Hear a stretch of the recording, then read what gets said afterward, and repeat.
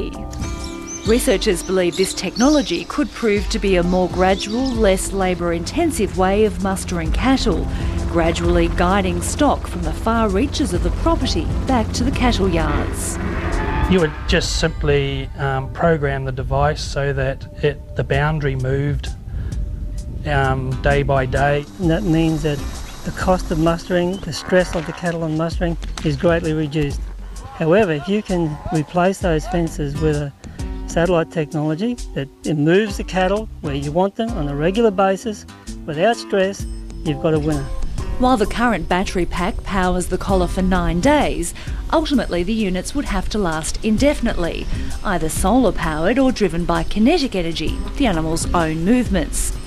Eventually, the animals may also be used as data carriers to relay information from remote paddocks back to the farm office, either to program the collars or to relay information from weather stations around the property, where conventional transmitters can't penetrate the geography.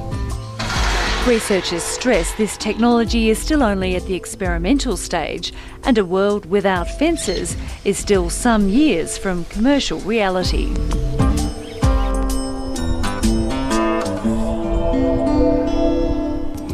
An interesting concept.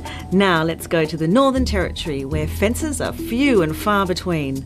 A lot of time and money has been spent eradicating buffalo from Kakadu in the Northern Territory, but now they're being hailed as a new source of gourmet delights.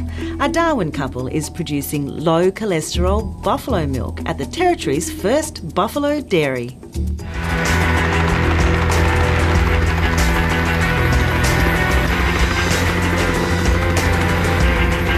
Buffalo have long been considered a pest across northern Australia, breeding disease and trampling the delicate floodplains they call home.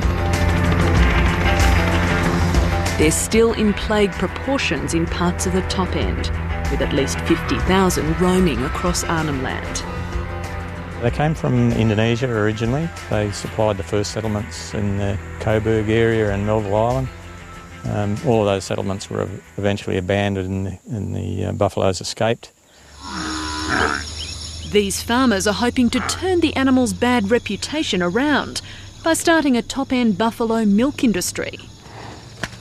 I enjoy working with buffalo. They are absolutely brilliant. And going back a few years, I decided that the opportunity was there. Jeffrey and Sharon Arthur have long believed that Territory could have a dairy industry despite its harsh climate. They've started a herd of buffalo at Lambles Lagoon for the production of gourmet cheeses, yoghurt and butter. These guys were made for milking up here. You know, we don't have any dairy farms here. That's no reason that we shouldn't have. A dairy industry has been tried before in the Northern Territory. In the 1990s, the Catherine Dairy was one of the largest in the nation, milking over 1,500 Friesian and Jersey cattle. The Territory's hot weather meant parts of the dairy had to be air-conditioned. Ultimately, the enterprise failed. The Arthurs were part of the collapsed Catherine operation, and they now think buffalo milking will be more successful. The project is just so exciting because we've done a lot of work on it, and we're now very close to going commercial, and it'll succeed.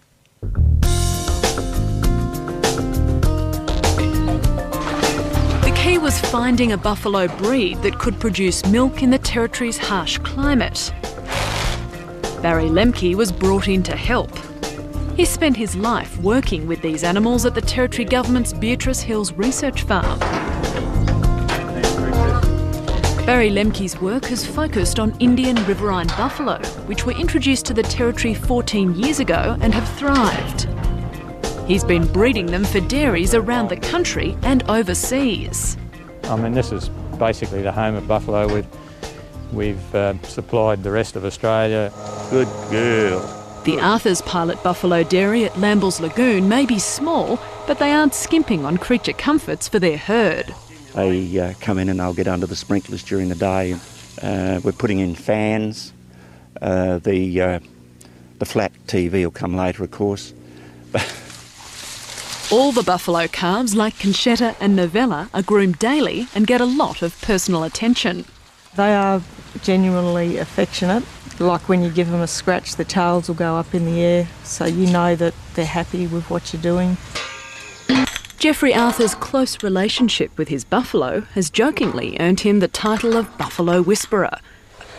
But the Arthurs have found their care and early training genuinely pays off when it comes time to milk the buffalo as adults. Buffaloes don't give their milk down as easy as dairy cows. They don't. You have to coax it from them, and that comes down to having those animals as relaxed as possible. When you keep it well fertilised. The Arthurs have also been trialling different feeds to increase milk production. They're growing protein-rich grasses and trees all year round with irrigation, meaning they don't have to bring in expensive feed from southern Australia. That's the main problem with dairying in the north. So if you can't grow it here and feed the animals on it, then you have got real problems.